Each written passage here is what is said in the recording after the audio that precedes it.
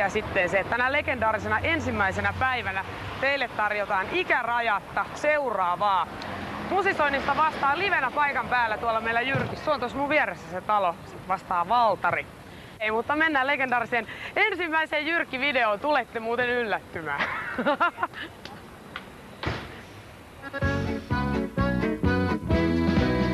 Hei, heittäkää pois kaikki turhat huolet. Voi murheet mustat laulupukistaa. Jos elämästä näet vain varjopuolet, niin aika on jo silloin tukistaa. Mä oon nimittäin saatu jo ensimmäinen faksikin. Onnea ja menestystä toivoo Radio Pop. Kimmo ja Marianne, eli terveisiä Pirkanmaalle. Kiitos, se tuli jo ennen lähetystä tää faksi. Hyväksytkö Jyrki, kyllä vai eikä? Loistavaa, aplodeja!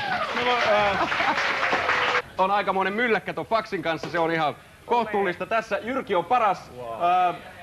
Jyrki on mahtavaa edistystä MTV3 ohjelmatarjonnassa. Kiitoksia paljon. Sitten on toinen joku lähettänyt tällaisen. Loistavaa.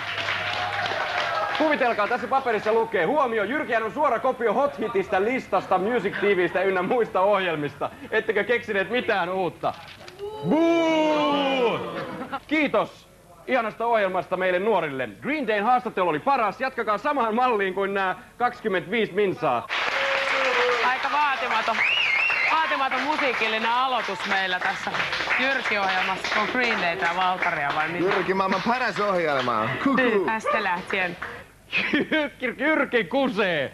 Löpö, Jyrki ei kuse ikinä. Se on ihan varma. Jyrki on nimittäin aineenvaihdunnalta erilainen. Jee, Jyrki on ihan kiva. Olisitte hommannut sinne ohjelmaan vaikka Rennyn ja Geenan. Ei nyt ketään joku La Bouche kiinnosta. Renny ja Geena ei oikeastaan ollenkaan niin kiinnostavia ihmisiä kuin La Bouche. Sillä lailla Jyrki rulettaa. Juontajia voisi olla enemmän ja hieman oudompia juontajia. Ei tuo Katja mun mielestä ainakaan mikään ihan tavallinen ihminen on.